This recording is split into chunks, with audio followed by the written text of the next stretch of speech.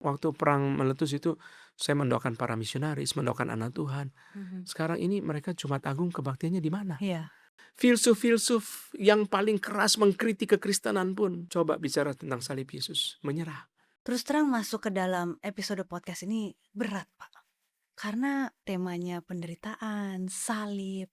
Dirikan saja gedung gereja dan kemudian nanti pasang salib supaya camat itu tahu bahwa itu gedung gereja dan dia akan beri izin. Wah, saya kaget karena ternyata lebih mudah dari Indonesia ya. Pemerintah juga sudah mulai terbuka karena adanya salib. Kenapa justru beberapa gereja tidak memasang salib, Pak, di Hmm. gedung mereka? Sebagai orang percaya jangan sampai kita merasa kok orang belum percaya itu lebih enak. Jangan lupa dia binasa loh. Banyak orang yang mengatasnamakan Tuhan yang terlibat dalam kekacauan itu. Akhirnya saya menyimpulkan bahwa seluruh kekristenan kalau kita bisa capai itu sudah selesai. Untuk apa gereja diterima oleh dunia tetapi tidak diterima oleh Tuhan?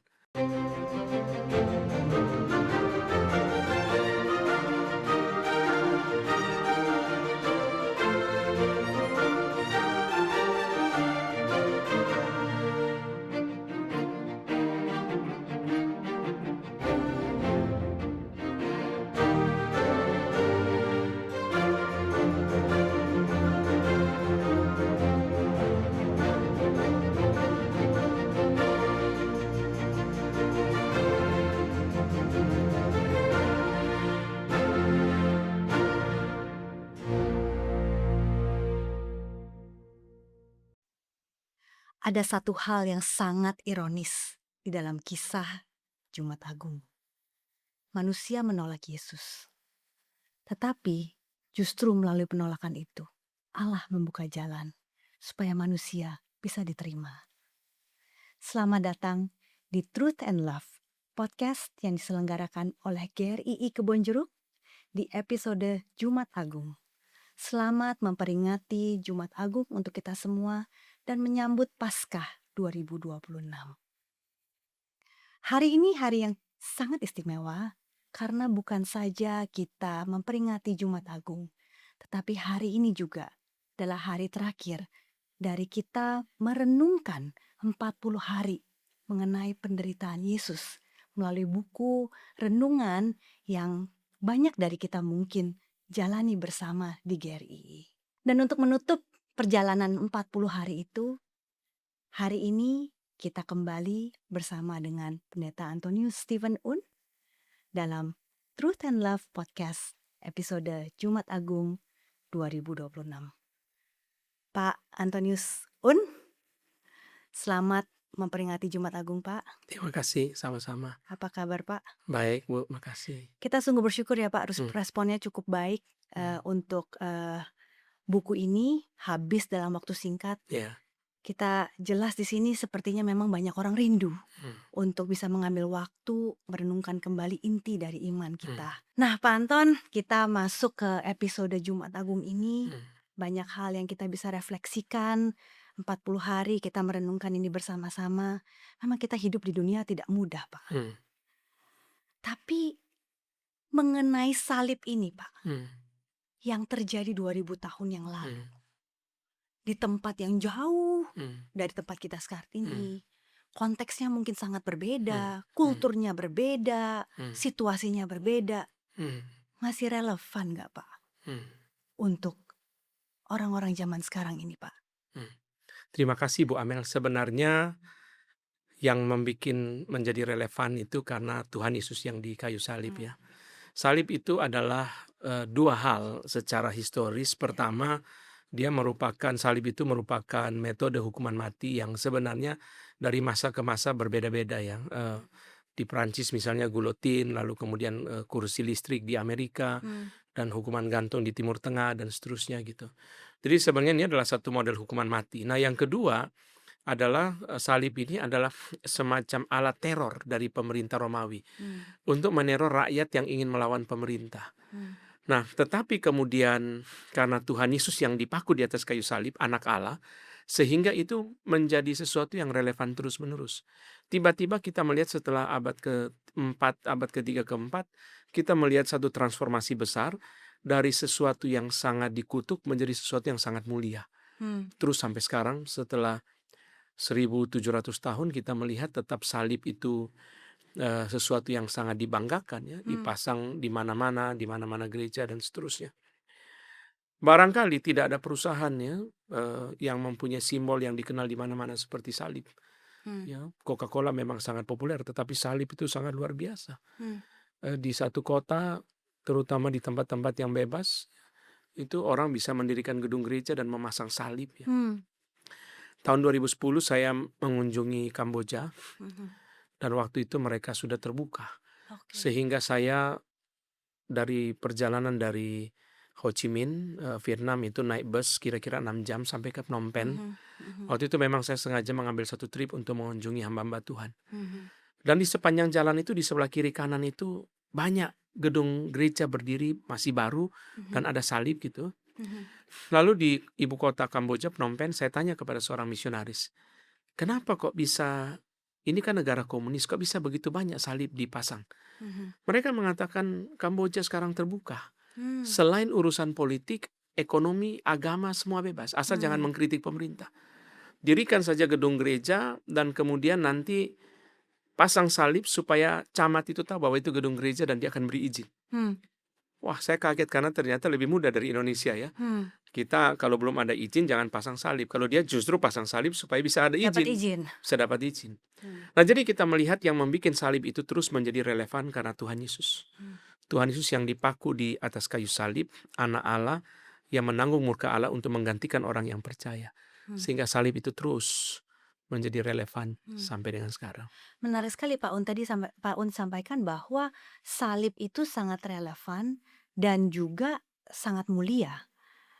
Tetapi kalau begitu relevan dan begitu mulia dan bahkan tadi disampaikan bahwa beberapa negara, pemerintah juga sudah mulai terbuka karena adanya salib. Kenapa justru beberapa gereja tidak memasang salib Pak di Hmm. gedung mereka? Ya, ini sesuatu yang sebenarnya sangat disayangkan ya. Hmm. Sesuatu pengkhianatan ya. Hmm. Satu kompromi yang besar.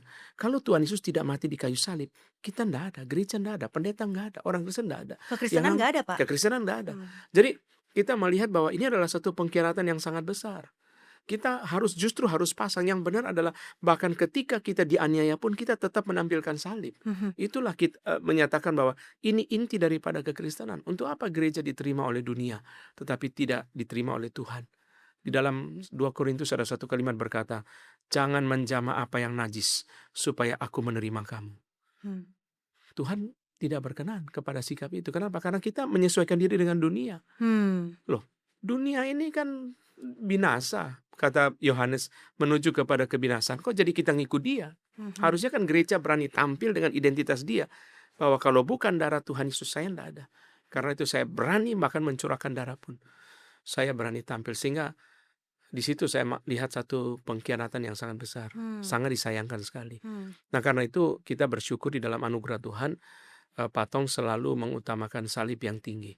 Kalau kita perhatikan di semua desain gedung gereja Patong, selalu salib itu jauh lebih tinggi dari gedungnya. Negeri gedungnya. Ya. Selalu salib jauh lebih tinggi. Dan itu adalah satu pesan. Hmm. Melalui arsitektur itu, Patong ingin berbicara, lihat ini inti dari gereja adalah salib. Inilah fokusnya. Inilah yang kami beritakan kepada dunia. Mhm. Maka selalu kalau di satu kota kesulitan izin, tidak bisa pasang salib, kami berusaha perjuangkan supaya salib itu dipasang. Sebab itu adalah identitas. Ya. Pak Anton, kalau kita lihat saat ini kebanyakan orang-orang itu tidak terlalu bergumul dengan yang namanya ada sesuatu yang lebih tinggi dari mereka atau keberadaan Allah. Tetapi yang mereka sangat bergumul saat ini adalah satu hal, penderitaan. Nah, kalau kita bicara salib, identik dengan ada penderitaan. Tuhan Yesus melalui penderitaan itu, lalu banyak orang bergumul dengan penderitaan itu. Dan kalau hidup kita lagi baik, iman tuh rasanya mudah, Pak. Tapi kalau ada sakit, ada kehilangan, relasi hancur, seringkali pertanyaannya, Tuhan kenapa harus seperti ini kita jalani seperti ini? Apa iya harus sesulit ini, Pak? Gimana tanggapan Pak Anton? Setelah manusia jatuh dalam dosa, memang penderitaan itu melekat dengan kehidupan manusia. Sehingga kita melihat di dalam Kejadian 3, dan Tuhan itu sangat fair. Ketika manusia jatuh dalam dosa, Kita melihat pria dikatakan dalam Kejadian 3 dia akan bersusah payah mencari rezeki. Wanita akan mengalami sakit pada waktu melahirkan. Sehingga penderitaan ini adalah sesuatu yang terjadi akibat dosa ya, kutukan, dan kita melihat terus-menerus sampai dengan sekarang ini pun juga penderitaan yang ditimbulkan oleh human error juga terus masih ada. Jadi memang sejak manusia jatuh dalam dosa kita tidak bisa menghindari penderitaan. Tapi kabar baiknya adalah bahwa salib Tuhan Yesus itu mentransformasi penderitaan. Sehingga penderitaan itu bukan lagi menjadi sesuatu yang sial, tetapi menjadi sesuatu kasih karunia. Nah, saya minta tolong Bu Amel bacakan untuk kita dari 1 Petrus pasal yang kedua ayat yang ke-19. Adalah kasih karunia jika seorang karena sadar akan kehendak Allah menanggung penderitaan yang tidak harus ia tanggung. 1 Petrus 2 ayat 19. Jadi kita melihat di sini, pertama, kategori penderitaan itu bisa dikategorikan sebagai kasih karunia dan bukan sial. Kalau penderitaan itu adalah penderitaan yang tidak harus ia tanggung. Artinya penderitaan itu bukan disebabkan oleh kesalahan dia. Oke. Itu pertama.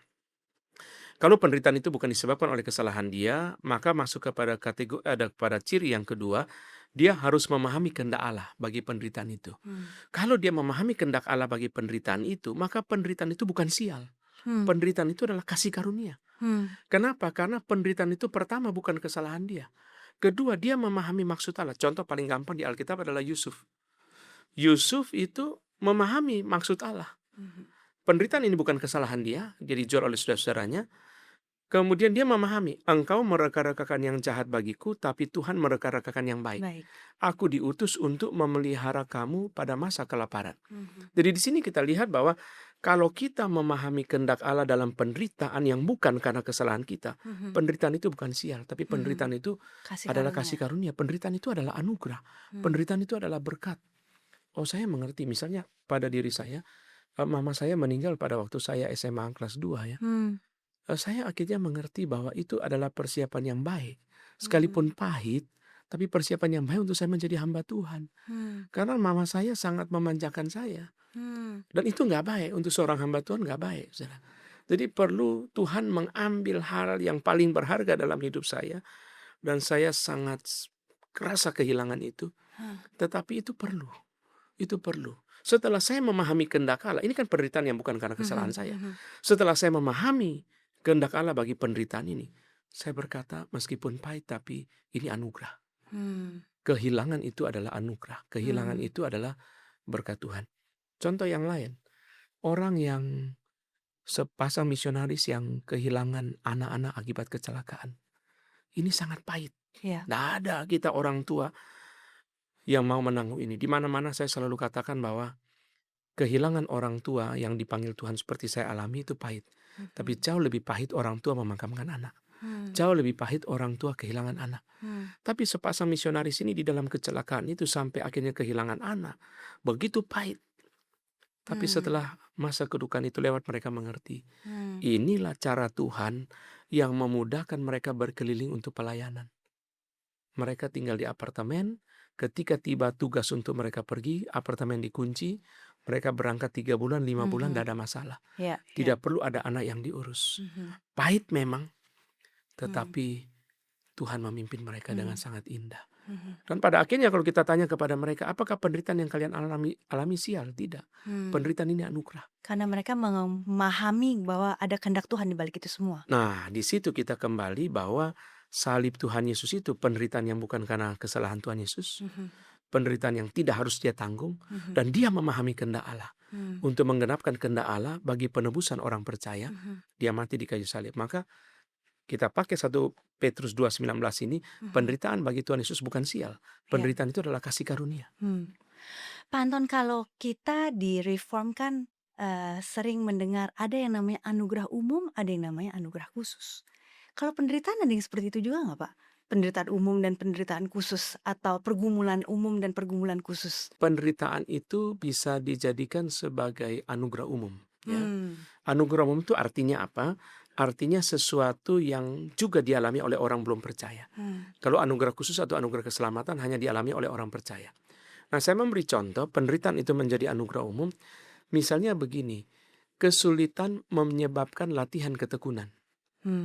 Oh iya, dia belajar tekun ya karena, melalui kesulitan dia belajar tekun. Ya, Ini penderitaan ya. menjadi anugerah umum. Kalau kita terapkan dalam dunia bisnis misalnya, Mhm.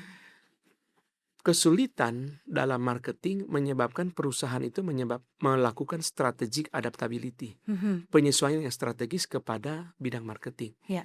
Kenapa mereka melakukan itu? Karena kesulitan. Penderitaan ini anugerah umum sekarang. Penderitaan ini adalah anugerah umum di mana penderitaan itu dipakai oleh Tuhan secara anugerah umum untuk menyebabkan penyesuaian. Hmm. Kalau mereka tidak mengalami kesulitan marketing, Mhm. mungkin mereka tidak sadar Mhm. bahwa sekarang ini misalnya ya, kalau secara simpel, tools marketing itu sudah berubah dari konvensional kepada digital. Ya.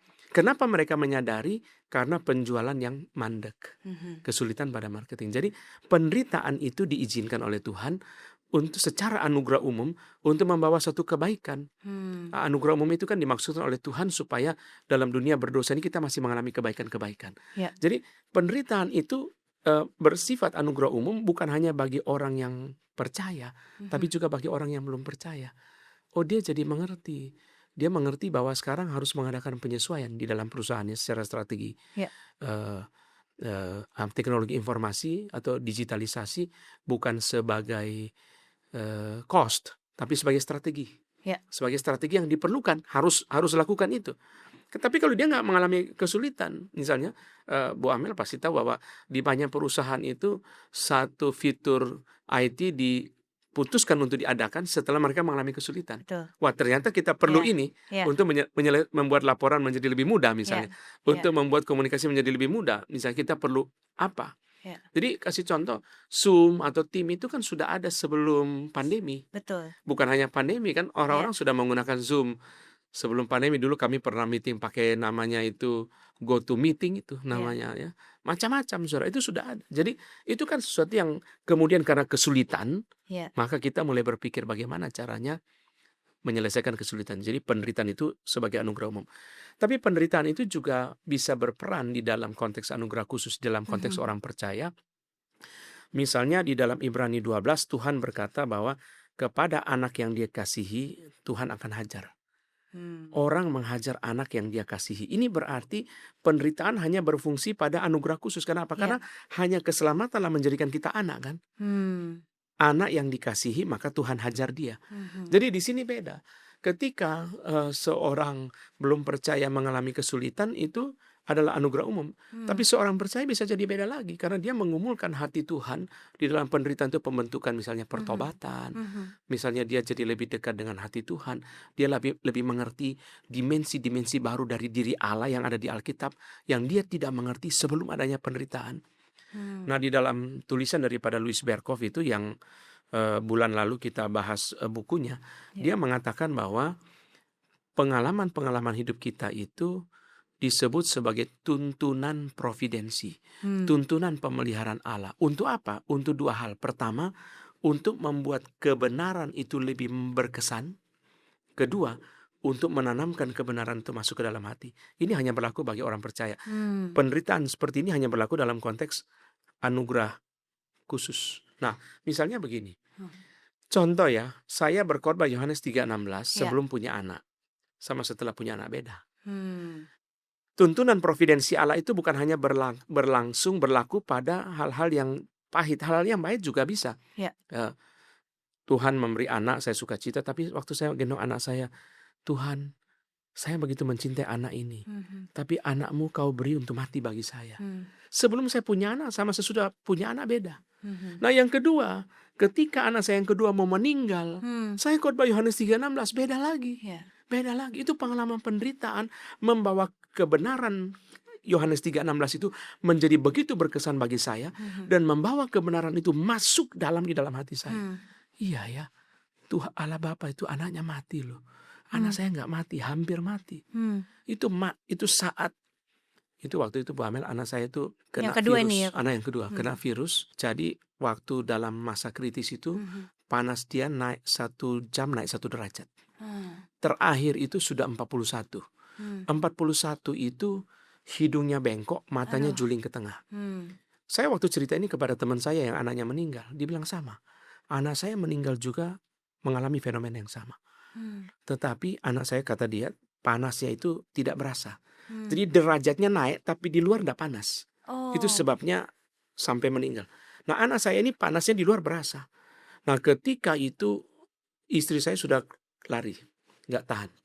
Saya masih bertahan di UGD itu, di IGD itu, tapi saya mulai pusing. Dokter berkata sekarang keluar. Setelah peristiwa itu ya, melihat lagi kepada Yohanes Hmm. 3:16 beda. Hmm. Jadi penderitaan itu bagi kita orang percaya, membawa kebenaran firman itu lebih mendalam. Hmm. Masuk ke dalam hati kita, kita lebih berkesan, kita lebih pegang kebenaran firman itu beda. Orang baca Mazmur 23 sebelum menderita sama sesudah menderita, beda, Lain, ya. beda. Jadi point of view kita, mindset kita melihat penderitaan itu dari sisi reform itu kita melihat itu sebagai anugerah. Itu dulu yang dirubah Iya, gitu ya Pak ya. betul. Jadi mengalami penderitaan-penderitaan itu kita melihat itu sebagai satu privilege. Iya, Bisa mengalami hal-hal itu iya. bersama dengan Tuhan. Menarik sekali Pak.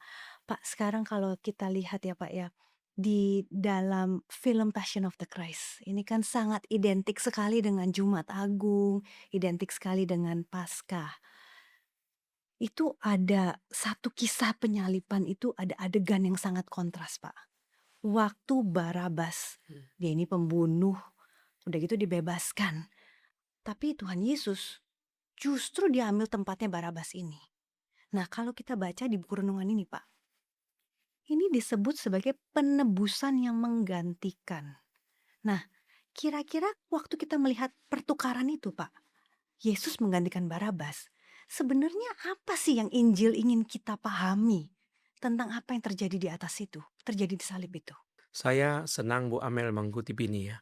Karena menurut saya adegan pertemuan Barabas dengan Tuhan Yesus itu saya belum ketemu di film Yesus yang lain.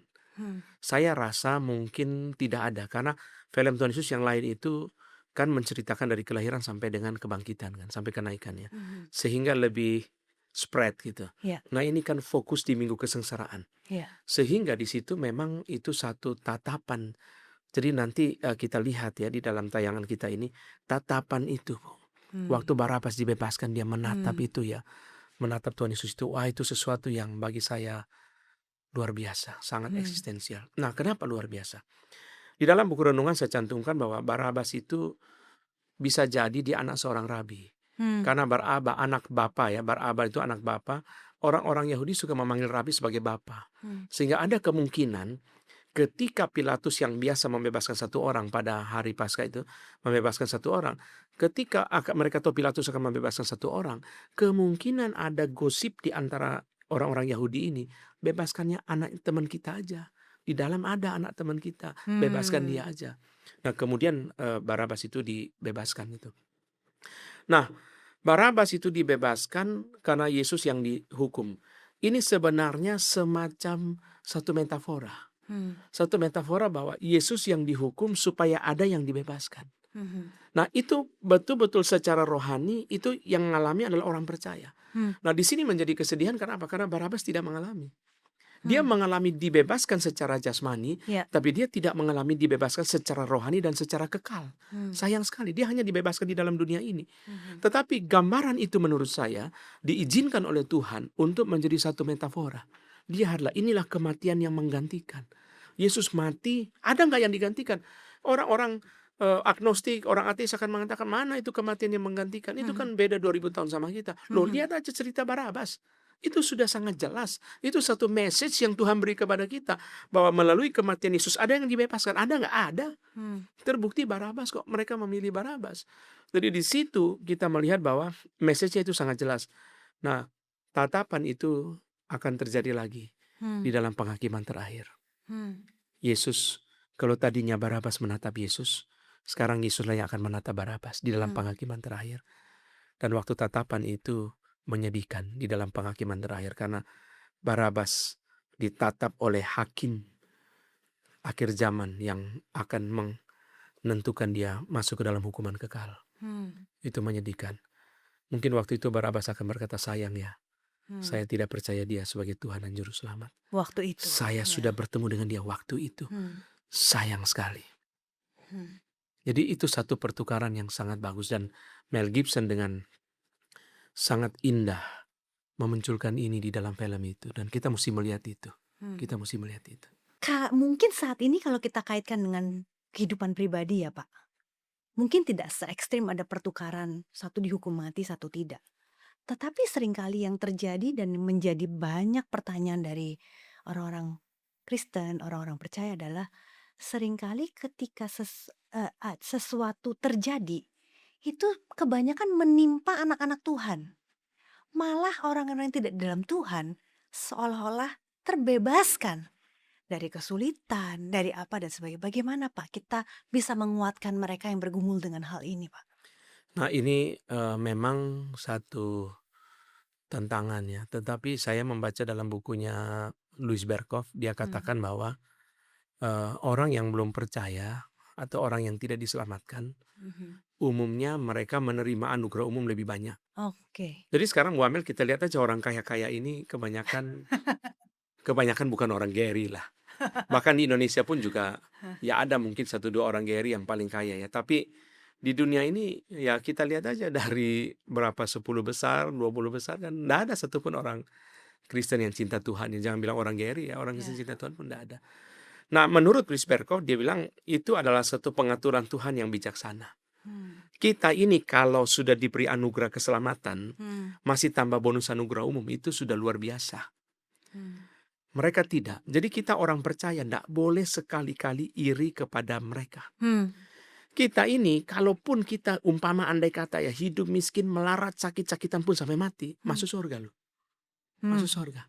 Mereka hidup kaya raya, mewah, bahagia secara jasmani tapi masuk neraka selama-lamanya. Dan kita lihat ya, anggap aja dia dari lahir kaya sampai dia mati kaya 80 tahun. Tapi itu cuma 80 tahun di dalam neraka selama-lamanya. Kita menderita, anggap aja 80 tahun dari lahir menderita sampai mati menderita. Tapi kita diselamatkan masuk surga. Jadi kita orang percaya, saya lihat ya, Tuhan itu sangat luar biasa baik kepada kita. Kenapa? Karena saya percaya sekalipun kita tidak semua orang kaya, tapi banyak orang percaya yang Tuhan pelihara.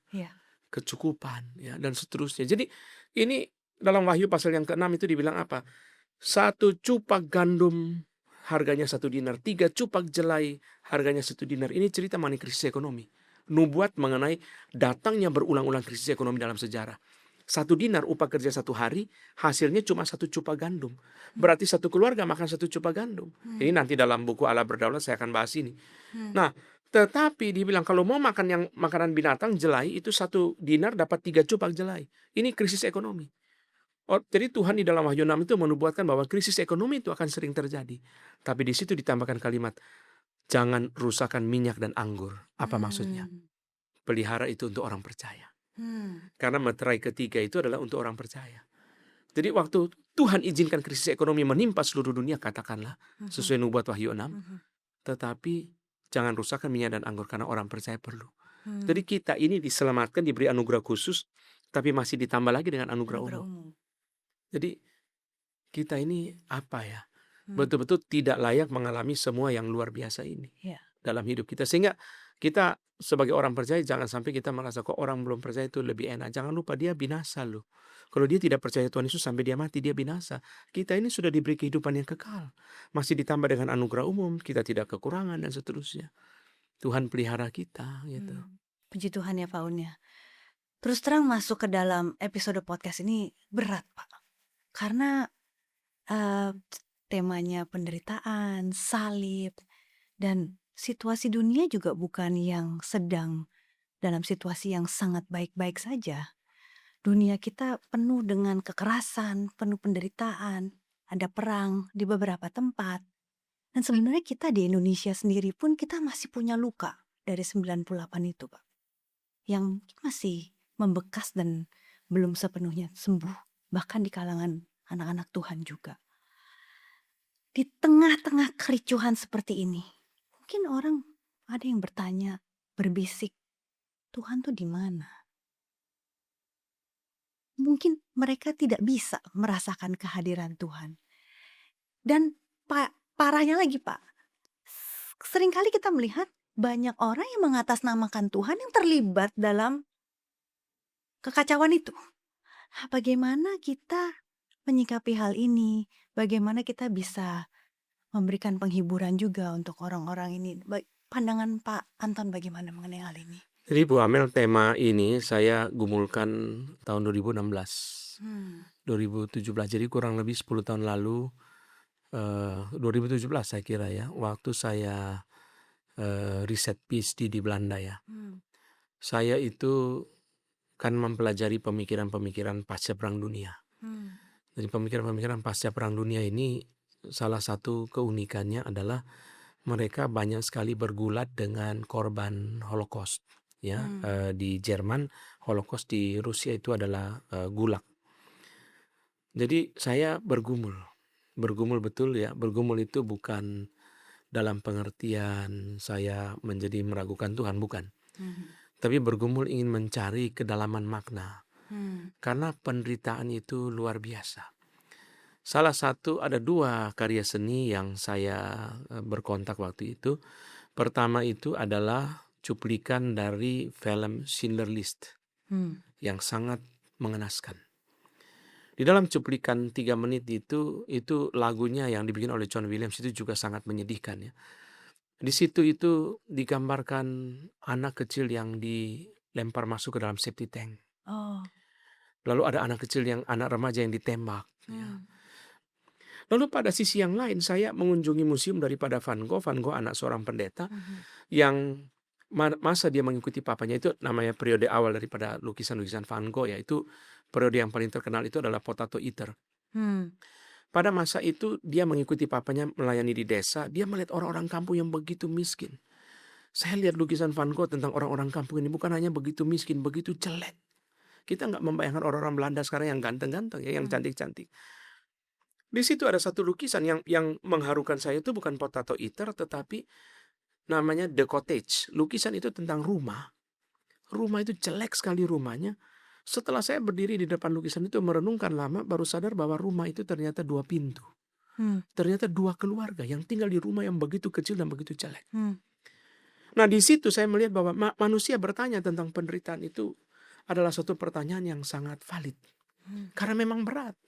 Memang tidak mudah. Siapa yang bisa menanggung? Ini hanya 2 contoh dari contoh kecil dalam konteks kita. Korban 98 ya. Kalau kita mundur lagi, korban 65 yang sampai sekarang ya juga masih tidak habis-habisnya ya. Mama daripada Wawan yang ditembak mati di Atmajaya itu sudah berdiri depan Istana Negara sudah 900 kali. 900 Kamis menuntut keadilan untuk anaknya. Tidak mudah memang.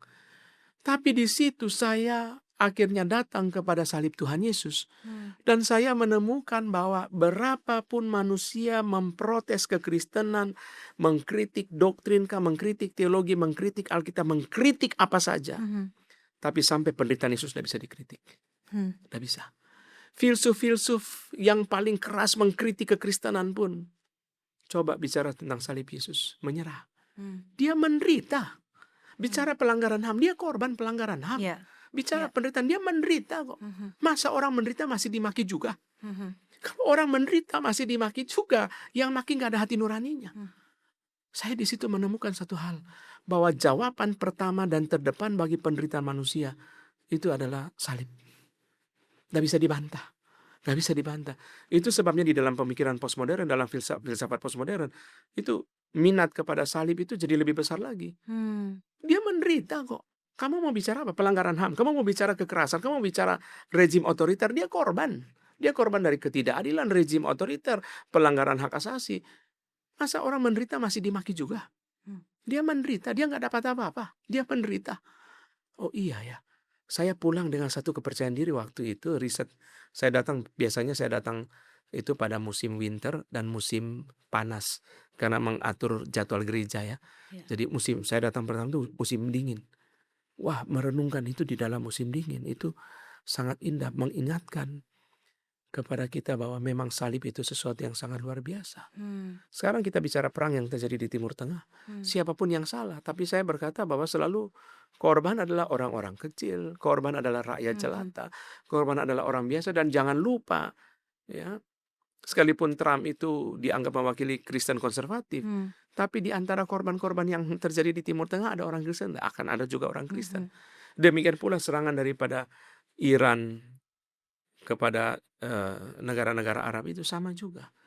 Jadi korban itu ya selalu masyarakat, selalu korban itu akan pasti terjadi. Dan negara-negara yang barangkali di situ orang-orangnya sudah menderita, hidupnya sudah mungkin miskin dan seterusnya seperti Iran ya. Kita nggak ngomong kalau Uni Emirat Arab, Bahrain, Qatar ini Iya. kan negara-negara kaya ya, Arab Saudi. Tapi kalau negara-negara miskin, dia sudah miskin, perang lagi. Berat, apa yang mereka alami itu sangat berat. Orang-orang itu, saya waktu perang meletus itu, saya mendoakan para misionaris, mendoakan anak Tuhan. Sekarang ini mereka Jumat Agung kebaktiannya di mana? Iya. Nanti hari Minggu Paskah kita merayakan Paskah, mereka Iya. di mana ibadahnya? Itu mereka di mana ibadahnya? Jadi itu kita bersyukur bahwa dalam semua penderitaan itu kita punya satu titik yang pasti, Iya. yaitu Golgota. Kita mau datang ke situ, kita mau lihat bahwa Tuhan, Kau mati bagi saya. Itulah sumber pengharapan kita. Bahwa Dia mengerti, sangat mengerti. Dari lahir di Bethlehem sampai mati di Golgota yang kita bahas dalam renungan 40 hari ini, Dia mengerti penderitaan kita, sangat mengerti. Sangat mengerti. Semua penderitaan manusia secara prinsip dialami oleh Tuhan Yesus, Dia sangat mengerti. Sehingga di situ betul-betul kita bersyukur. Bersyukur bahwa Tuhan Yesus menang atas penderitaan, Dia mulia, itu sudah merupakan penghiburan. Satu lagi Bu Amel, nanti kita melihat lukisan daripada Van Hontrost, Christ before the high priest. Yesus di depan imam besar. Yesus diadili, tapi wajah daripada orang-orang yang mengadili justru kacau, justru kalut. Dia begitu tenang, dan Hontrost sengaja membuat satu ironi. Lilin dekat imam besar, tapi cahaya lebih terang pada Yesus. Karena Dia adalah terang dunia. Menarik sekali Pak Anton membawa ke scene di sana ya. Kita baca di renungan hari ke-23 Pak. Itu sebelum disalibkan, Tuhan Yesus tuh bukan hanya mengalami penderitaan dan penganiayaan secara fisik, tapi penolakan, penghinaan tadi seperti yang Pak Anton juga sampaikan. Ditangkap, tertawakan, dipukul, jadikan bahan ejekan. Bahkan di sini di renungan kalau kita lihat ya hari ke-23 ini, Pak Anton mengutip bahwa ya ini nih, The Crescendo of Hostility Toward Jesus, buku yang dikarang oleh Joel Green. Nah, penolakan nih makin lama makin keras nih Pak, menyerang tubuh, jiwa, pikiran dan sebagainya. Nah, kenapa saat ini kita manusia lebih takut untuk ditolak manusia daripada ditolak Yesus? Dan bagaimana kita bisa mengajarkan kepada terutama anak-anak muda yang bergumul dengan hal-hal seperti ini, bahwa identitas mereka itu sebenarnya tidak tergantung pada penerimaan manusia. Sedangkan Yesus sendiri waktu itu sudah ditolak, diejek dan sebagainya. Bagaimana Pak menurut Pak Anton? Setelah kita jatuh dalam dosa, dunia ini cukup lama hidup dengan shame and honor ya, culture ya. Jadi apalagi kita orang timur ini Bu. Kita orang timur ini muka itu signifikan, wajah itu signifikan, nama itu signifikan. Kalau kita merujuk kepada podcast saya dengan Pak Robert dan Pak Pahala di beberapa bulan lalu ya, itu bicara mengenai orang-orang di daerah itu shame and honor itu sangat berasa sekali gitu. Sehingga akhirnya kita hidup terbiasa dengan sangat bergantung kepada penerimaan. Nah problemnya adalah penerimaan itu kan ada standar. Tidak pernah ada penerimaan yang tidak ada standar. Dalam podcast saya dengan Bu Amel yang lalu kan juga sama. Kita bicara mengenai kadang-kadang yang sudah dianggap achievement itu masih baseline. Jadi kita mesti sadar satu hal. Kalau ketika kita masuk kepada bicara bahwa nilai hidup saya tergantung penerimaan orang lain, jangan lupa penerimaan itu ada standar. Ada kriteria penerimaan. Tidak pernah penerimaan itu tanpa standar. Kenapa misalnya kalau orang datang ke kantor telat, dia jelaskan alasan kepada bos, saya telat karena begini. Alasan itu kan supaya dia diterima. Alasan itu kan untuk penerimaan. Alasan itu supaya ada sesuatu yang masuk akal bagi bosnya yang bisa menerima dia kenapa dia terlambat. Nah jadi kita mesti menyadari bahwa penerimaan itu memiliki standar. Nah pertanyaan standar siapa? Standar itu sangat relatif. Karena setiap orang punya standar berbeda-beda. Orang di daerah-daerah sangat bangga menjadi pegawai negeri sipil. Di Ya. Jakarta beda lagi. Ya. Beda lagi. Orang di Singapura, di Indonesia beda lagi. Orang di China, di Hong Kong beda lagi. Di Taiwan beda lagi. Saya waktu melayani di Taiwan bulan Maret tahun lalu, mereka mengatakan orang Taiwan ini paling bangga 3 bangsa, Inggris, Jepang, Amerika. Hmm. Jadi Asia Tenggara mereka sebelah mata, termasuk orang Hmm. Singapura sekalipun. Hmm. Nah nanti kita pergi ke Hong Kong lain lagi. Hmm. Mungkin dia nggak bangga sama Jepang, pergi ke China yang Korea yang pernah mengalami korban kekejaman Jepang, dia nggak ada Jepang-Jepangannya. Ya. Tapi Taiwan, saya begitu dijemput di airport langsung dikasih semacam hotdog, semacam hamburger itu punya Jepang, versi Jepang. Hmm. Jadi semua serba Jepang, selalu serba Jepang. Jadi beda lagi gitu. Jadi kalau kita bicara penerimaan itu standarnya siapa yang menentukan itu? Hmm. Itu sangat bahaya. Sehingga ketika kita masuk kepada standar itu, kita oke, misalnya gini, bagi teman-teman kita, mereka senang kalau kita punya pencapaian di karir, Mhm. fasilitas gitu ya. Mhm. Nggak ada anak juga nggak apa-apa. Mhm. Tapi kita pergi ke orang tua lain lagi. Mhm. Kamu kaya nggak ada gunanya, nanti hartamu diambil negara, Mhm. kamu nggak punya anak, percuma, lain lagi. Hmm. Jadi makanya kalau kita bicara penerimaan manusia, standar siapa yang kita pakai? Nah, Paulus itu dia pernah bicara itu juga di dalam Filipi 3. Hmm. Bahwa dia sebagai orang Yahudi, disunat pada hari ke-8, dia berbicara bahasa Ibrani, dia orang Farisi, tidak bercacat, dia menganiaya orang Kristen. Ini semua adalah standar penerimaan yang ada di antara orang Yahudi. Kalau kita terjemahkan ini ke dalam bahasa sekarang, berarti apa? Oh, saya pakai iPhone 17 Pro, saya pakai BMW seri 7 yang paling baru. Saya pakai BMW EV misalnya. Saya pakai apa gitu. Itu standar yang secara common orang dunia terima. Hmm. Paulus mengatakan, saya juga sudah mencapai itu. Tapi dia berkata, saya anggap rugi karena Kristus. Hmm. Malahan saya anggap sebagai kotoran hewan. Hmm. Itu bahasa aslinya sampah, itu skubala, itu kotoran hewan. Saya anggap sebagai kotoran hewan. Semua kemuliaan itu yang ada pada saya anggap sebagai kotoran hewan. Bukan berarti kita nggak boleh hidup dengan kebutuhan tertentu. Kita perlu mobil, perlu EV juga mungkin, Yeah. mobil listrik, perlu macam-macam di dalam zaman sekarang, perlu iPhone, perlu MacBook, perlu laptop. Bukan itu yang Paulus kritik. Yang Paulus kritik adalah kebergantungan kepada hal-hal itu sebagai standar penerimaan. Itu yang dia kritik. Hmm. Nah, saya anggap semua itu sebagai kotoran hewan jika dibandingkan dengan pengenalan saya akan Kristus. Filipi 3. Dalam Galatia pasal ke-6, Paulus berkata apa? Aku hanya mau bangga satu, akan salib Kristus. Hmm. Karena oleh salib aku mati bagi dunia, dunia mati bagiku. Oleh salib Kristus aku disalibkan bagi dunia, dunia disalibkan bagiku. Aku sudah tidak tertarik kepada dunia, dunia sudah tidak menarik bagiku. Hmm. Artinya apa? Artinya nilai hidupku hanya ada di dalam salib Kristus. Hmm. Maka di dalam speak yang lalu bulan Maret saya sampaikan, Paulus itu kalau saya simpulkan dari 1 Korintus 2, dari Galatia 6, dan dari 1 Korintus 1, saya menyimpulkan 3 ambisi Paulus kepada salib. Seumur hidup hanya mau pikir salib Kristus. Kedua, seumur hidup hanya bangga akan salib Kristus. Ketiga, seumur hidup hanya mau beritakan salib Kristus. Seumur hidup hanya mau pikir salib Kristus. Seumur hidup hanya mau bangga akan salib Kristus. Seumur hidup dia hanya mau beritakan salib Kristus. Jadi nilai hidup kita di situ. Bu Amel pasti tahu saya sangat menggemari film Titanic ya. Tapi tokoh Rose yang ada di dalam film itu mengkhawatirkan. Kenapa? Karena dia dalam pergulatan hidup dia begitu gampang jatuh kepada tangan seorang pria. Kalau setiap wanita seperti itu, celaka dunia ini. Karena apa? Karena ini kan pria anta berantah. Dari mana dia nggak tahu, dia nggak kenal. Bahaya. Apa nilai hidupnya? Kalau nilai hidupnya hanya di dalam penerimaan pria itu, bahaya. Jadi di situ nanti bagi kita, Bu Amel yang membesarkan anak-anak, kita mesti mendidik bahwa penerimaan kamu jangan pada orang. Yeah. Ya, saya pas ada anak perempuan ya, Bu Amel ada anak perempuan. Tapi dia harus mengerti bahwa Tuhan mencintai dia. Kalau tidak, jatuh seperti Rose itu.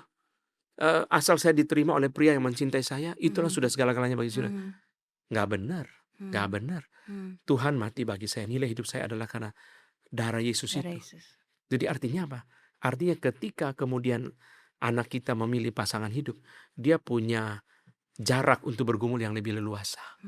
Tidak terjebak oleh, wah ada pria menerima dia. Atau ada, misalnya anak-anak saya, kita punya anak laki ya, 2, masing-masing 2. Ada wanita suka sama dia, dia langsung jatuh ternyata wanita Hmm. dari anta beranta. Menarik, Pak Anton langsung masuk ke keluarga. Sebetulnya pertanyaan saya berikutnya juga masuk ke dalam parenting dan Mhm. ketaatan ini, Pak. Jadi kalau tadi kita bicara renungan dari hari yang ke-23, ini saya mau masuk ke hari yang ke-16. Pak Anton mengutip Thomas Watson.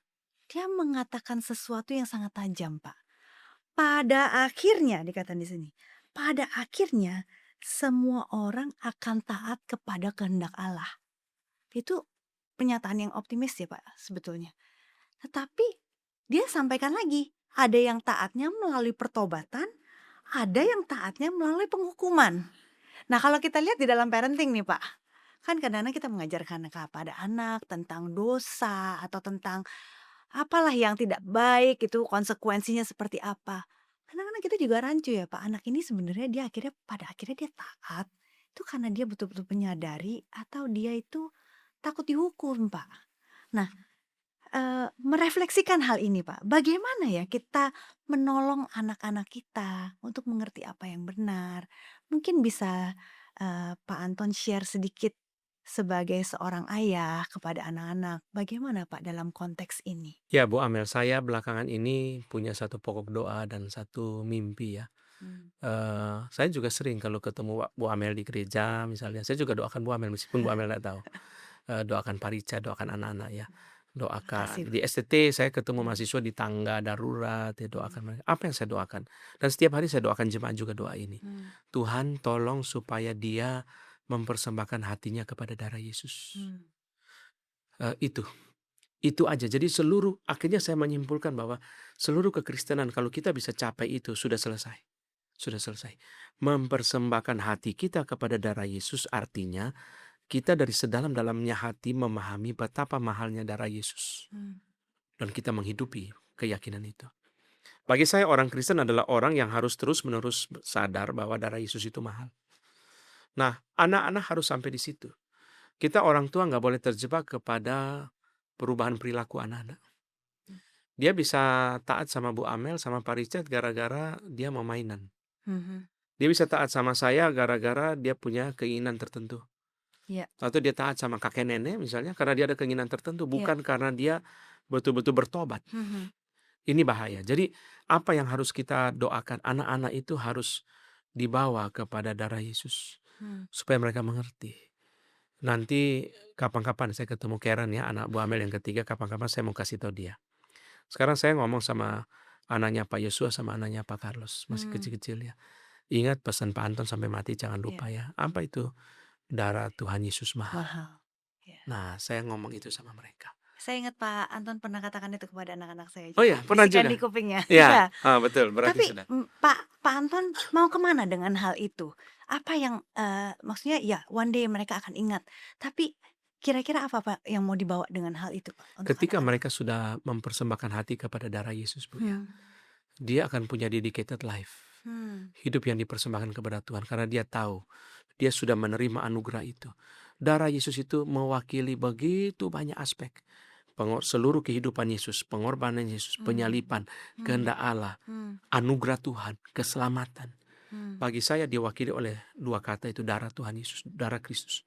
Jadi ketika dia mempersembahkan hati dia kepada darah Tuhan Yesus, dia akan mempunyai hidup yang kudus, dia akan mempunyai dedicated life, dia akan mempunyai hidup yang bertanggung jawab. Dia akan masuk ke kantor dan dia akan bersaksi. Hmm. Bersaksi bukan hanya melalui dia jujur, tidak terlambat, tidak berbohong, Ya. tidak selingkuh di kantor, tapi dia punya kinerja yang baik untuk nama Hmm. Tuhan, untuk bersaksi bagi nama Tuhan. Hmm. Dia mempunyai prestasi Hmm. untuk nama Tuhan. Sehingga ketika dia berprestasi di dalam dunia pekerjaan, orang mengatakan inilah orang Kristen. Hmm. Dia mempunyai hidup yang berpengharapan dalam penderitaan. Hmm. Itu yang harusnya terjadi. Jadi setiap hari saya buka apps-nya GRI Kebun Jeruk, lihat jemaat yang ulang tahun, itu yang saya doakan cuma satu. Hmm. Tuhan tolong supaya dia mempersembahkan hatinya kepada darah Tuhan Yesus. Apa tujuan hidup pelayanan saya sekarang ini kalau ditanya? Supaya orang mempersembahkan hati kepada darah Tuhan Yesus. Hmm. Kalau dia sudah lakukan itu, dia harus mempunyai dedicated life. Pak Anton pernah sampaikan juga di beberapa kali pada saat berkhotbah bahwa guru sekolah minggu itu harus kreatif, orang tua harus kreatif dalam mengajarkan kepada anak-anak, termasuk mengajarkan firman Tuhan kepada anak-anak. Nah, bagaimana salib ini yang berat, Pak. Dan, salib ini bukan sesuatu yang menghibur dalam arti secara kata-kata ya, Pak, ya, meskipun ya konsekuensinya semua sangat menghibur, memberikan pengharapan dan sebagainya. Tetapi pada saat kita menyampaikan kepada anak, wah, kematian di kayu salib itu kan berat dan sebagainya.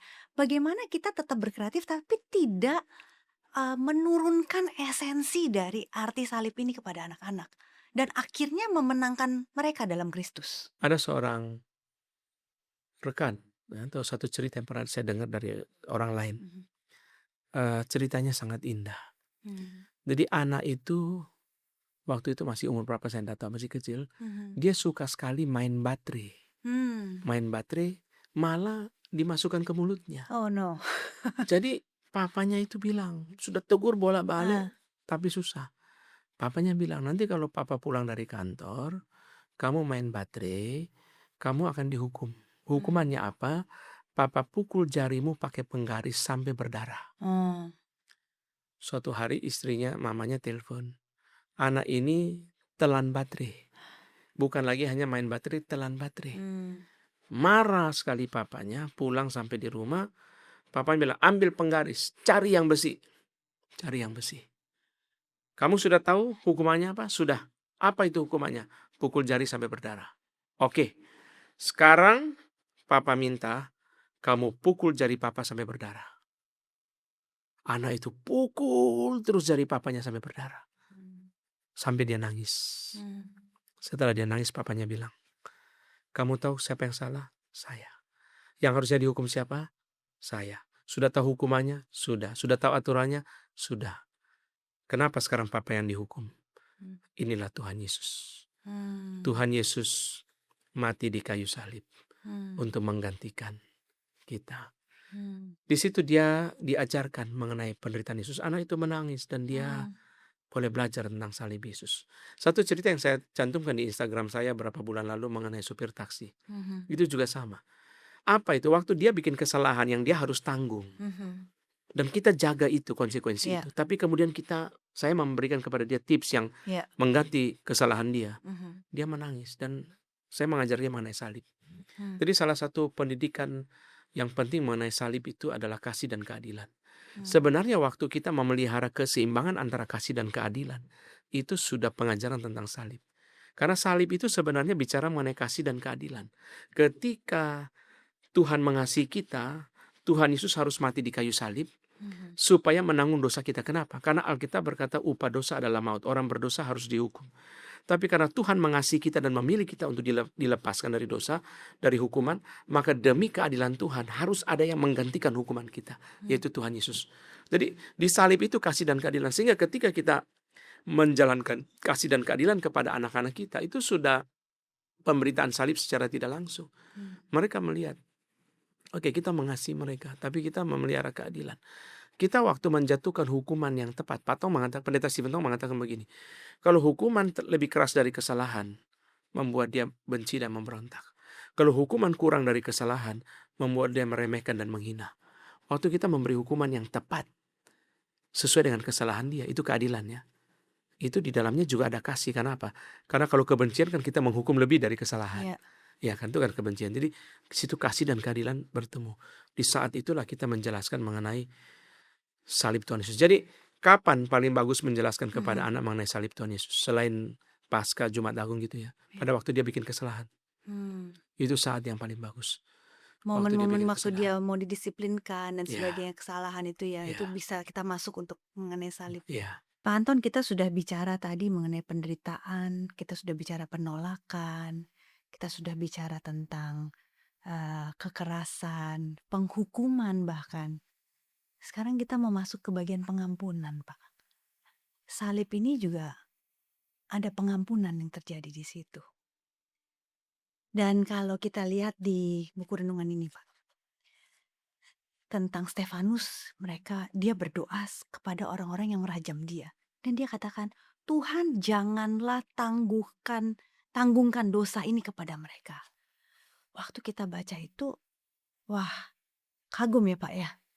Tapi buat banyak orang sebetulnya mengampuni itu nggak mudah, Pak. Apalagi kalau kita sudah sangat disakiti.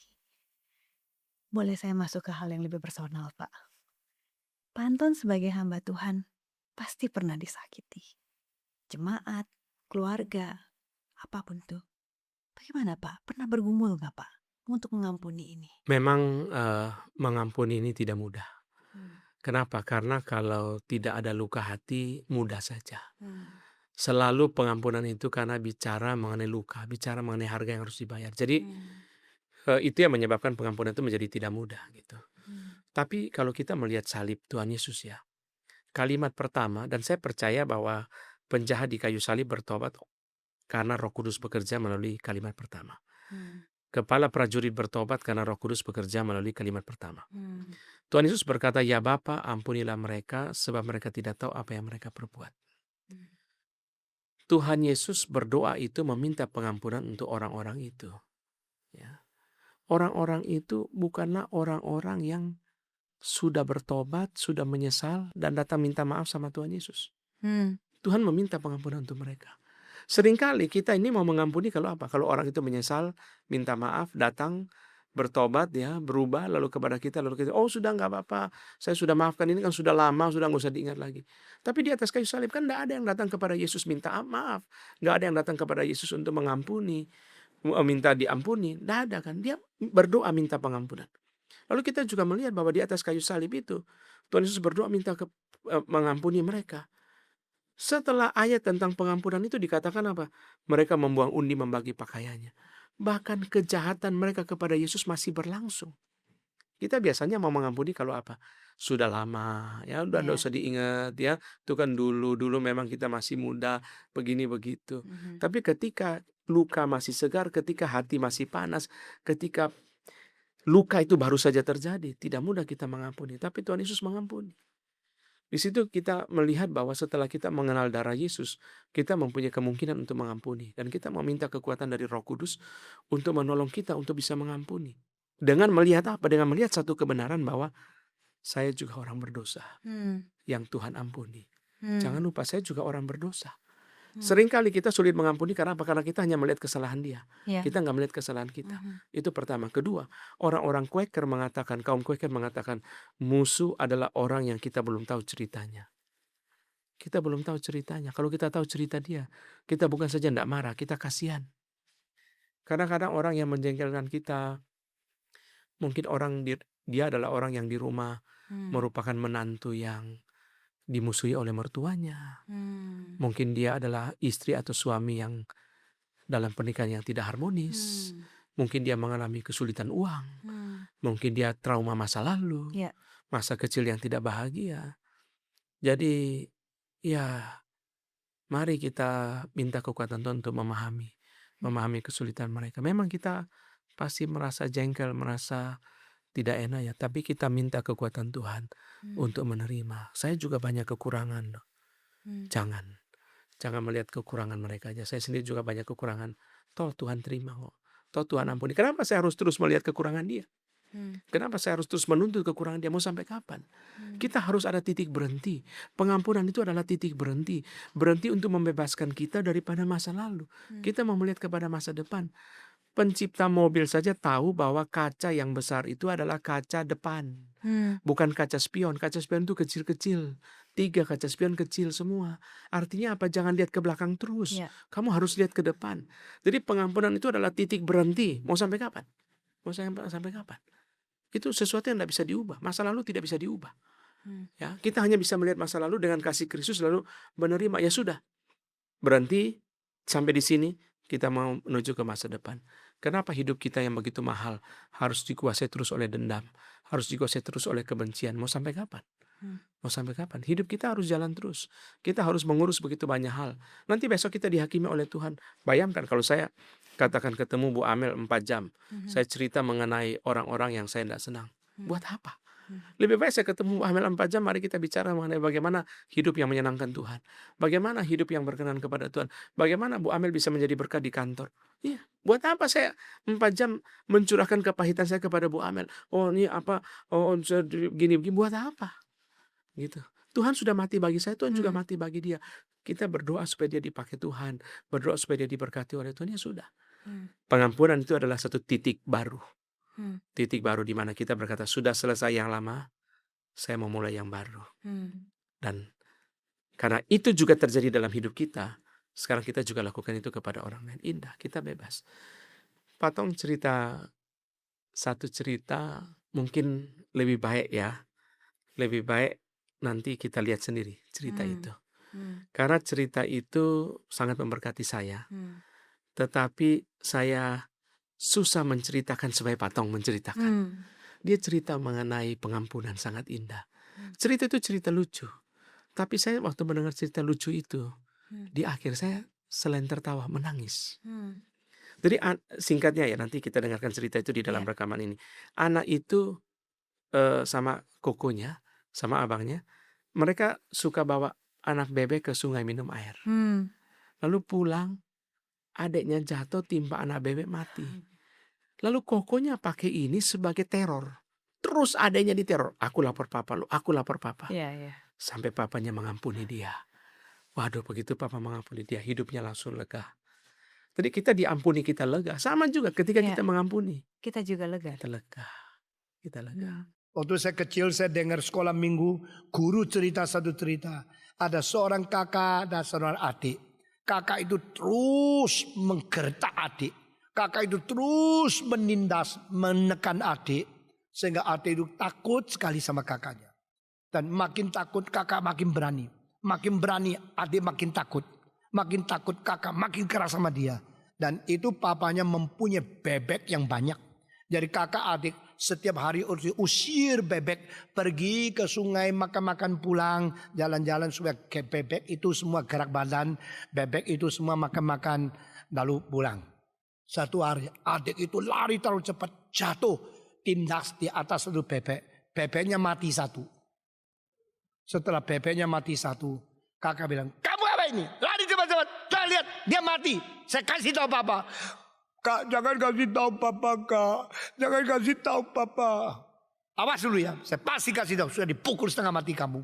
Adik itu ketakutan luar biasa. Saya penari kalau mau apa. Ayo, nakal ya. Saya kasih tahu papa. Bebek mati. Lupa lu, bebek. Itu bebek menjadi hantu. Kalau dia sudah nakal, ayo bebek, dia kena hantu lagi. Ayo bebek, kena hantu. Sudah sampai 1 bulan adik ini tidak bisa tahan lagi. Tekanan jiwa makin lama makin berat, makin. Satu hari dia mengatakan waktu kakak ada, Pak, saya mau bicara. Bicara apa? Tapi tidak berani. Kenapa tidak berani? Sebab mau bicara tapi tidak berani. Loh, tidak berani? Bicara dong, bicara. Papa jangan marah ya. Loh, ngomong dulu dong. Nak janji dulu dong, jangan marah. Kalau papa janji nak marah baru saya ngomong. Oh, dia tangis. Papa lihat anak kecil ini kasihan sekali. Sudah, papa janji nak marah. Ngomong, kamu ngomong. Pak, aku takut. Tidak mau ngomong. Papa bilang ngomong, nggak usah takut. Saya pasti lemah. Aku takut, Pak, takut. Takut apa? Takut bebek, takut kakak, takut papa. Papa bilang ngomong aja. Gini. Kembali ya itu Pak, tapi jangan marah ya. Iya jangan marah, tapi Papa jangan marah loh. Jangan marah. Dia bilang, saya lari terlalu cepat, jatuh terpelanting, ada batu besar. Begitu jatuh, mendadak ada satu di antara bebek Papa yang ketindas. Langsung mati, Pak. Bebek itu mati. Lalu bagaimana? Saya tidak berani kasih tahu, tapi Koko tahu. Koko marah-marah. Lalu bagaimana? Mulai hari itu saya dihantui terus, saya digertak, saya dimarahin, saya dimarah-marahin, ditekan-tekan. Bebek. Pak, aku takut tidak berani lagi. Mulai hari ini jalan pelan-pelan sampai mati. Aku sungguh mati, jadi tidak akan matikan bebek lagi.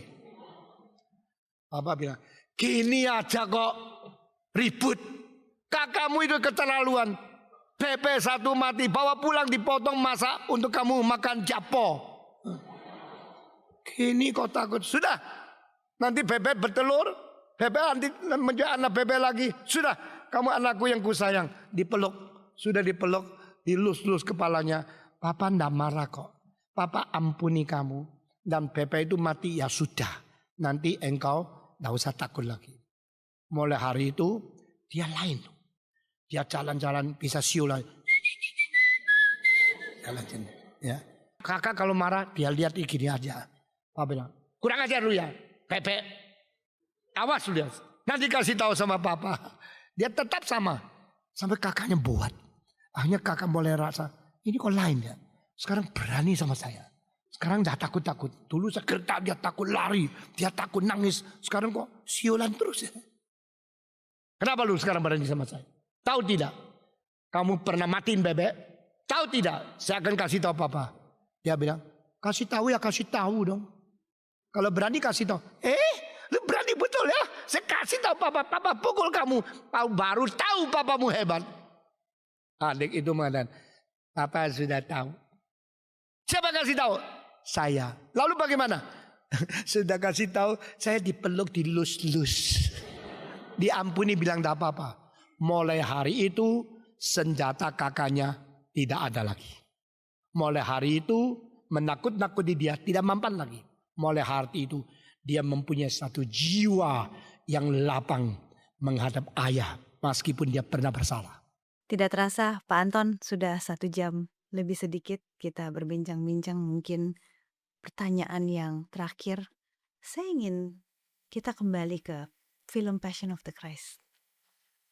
Ada satu adegan yang sangat membekas.